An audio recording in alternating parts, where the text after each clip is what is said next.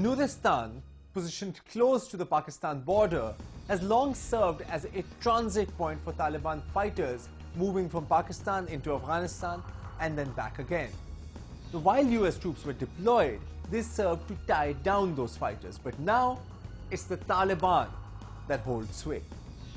Taliban resources have been eased, new safe havens established. The Taliban have got a windfall propaganda victory, and any locals who even remotely help the US forces are preyed upon. And the message that US forces can abandon you is spread among the Afghan people. The Asia Times reports that the province is now under the effective control of a network belonging to Qari Ziaur Rahman, a Taliban commander with strong ties to bin Laden. This makes Nuristan the first Afghan province to be controlled by a network directly inspired by Al-Qaeda. A militant linked to Rahman said that now that they had control of Nuristan, the militants are marching towards Mohmand and Pajor to help their fellow Taliban fighting against Pakistani troops. Nuristan thus now serves as a safe haven for those militants who fled the Swat operation. Militants that may even include Mullah Fazlullah himself. Given that the US had long demanded an operation in Waziristan, this sudden pullout from the border areas means that while the Pakistani hammer is swinging, the American anvil is missing. Part of the strategy, as I had mentioned earlier, means that they're going to withdraw from areas that are that maintain the presence, and even in places like Nuristan, where it was contested. At least there was coalition or U.S. and Afghan forces there to take on the Taliban, to contest the Taliban, to keep them tied down there. Now that we've ceded that, yes, you are absolutely correct. It does free up the Taliban from fighting against U.S. forces there. Now they don't have to fight against U.S. forces in some of these regions, and they do have the luxury to arm and train. And if they do want to go back across the border, particularly into the tribal areas, into Mohmand, into Bajor, and Chitral, then they can go in there and do that. Whether you see this as a strategic miscalculation or a cynical attempt to push the Taliban deeper into Pakistan, the fact remains that the Nuristan fiasco has not exactly endeared the Pakistani military to the US.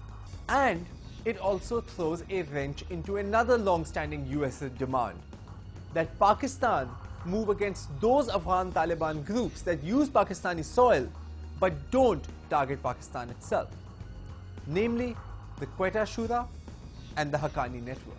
For years now, the US has been pressuring Pakistan to act against these groups, while Pakistan has been reluctant to do so, leading to accusations that Pakistan is playing the good Taliban, bad Taliban game. So how will the new US strategy and its fallout impact this scenario?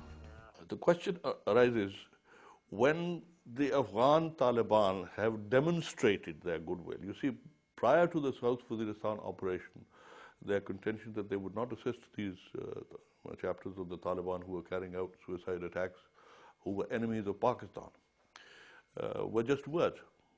But when the South Waziristan operation took place, this was the first opportunity for them to demonstrate what they would, to translate their words into action, and they did. They, far from supporting them, they did not even give them succor.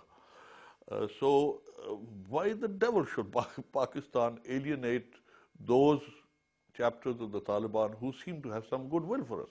Why should we operate against them when they are not operating against us? The only enemies of state who responded to Al-Qaeda's call in 2007, when Al-Qaeda stated that Al-Qaeda's enemy number one was no longer the US, but it was Pakistan, there were two chapters of the Taliban who responded to that call, the Baitullah Masood faction and the Fazlullah faction. We've got rid of one, we're about to get rid of the other. Why should we create more enemies for ourselves within our own state? I think the U.S. military leadership and the U.S. Political leadership is completely tone deaf to the perceptions that this strategy is causing for Pakistan. While I don't agree with the policy of not targeting the so-called good Taliban, the Haqqanis and Mullah Baradar and so on, you know, in some ways, if the Pakistani government doesn't believe the U.S. is committed to defeating the Taliban in Afghanistan, you know, they're making a calculation that says, well, then why should we, you know, go after some of these groups that really aren't attacking us? Finally, as Obama's speech makes clear, the definition of victory is not any longer building a stable Afghanistan or defeating the Taliban. The goal is now simply to peel off Al-Qaeda from the Taliban and try and declare victory before the 2012 elections roll by. Is that realistic? Well, Bill Zoggio, for one, doesn't think so. Yeah, you know, it's difficult to say. It's difficult to look that far into the future. You know, we're going to have an election, a presidential election in 2 years or 3 years here in the United States. So it's going to be, you know, I think what it's going to depend on in two things is how the Pakistani government decides to take on the Taliban, you know, in the tribal areas, and I think there needs to be some movement in Baluchistan as well, and how the Afghan government develops, if they can actually become a somewhat reasonable institution, and how ISAF operates against how this surge actually works. Okay, 5 years from now, if this surge doesn't show an appreciable result in the reduction of violence and ISAF casualties, because let's face it, that's really what sours the West against the war is casualties, that slow drip of casualties. If that can't be stemmed, if this surge doesn't work, I think 5 years from now you're going to be seeing the drawdown of U.S. forces in Afghanistan and the ascendancy of the Taliban inside of Afghanistan and inside of Pakistan as well.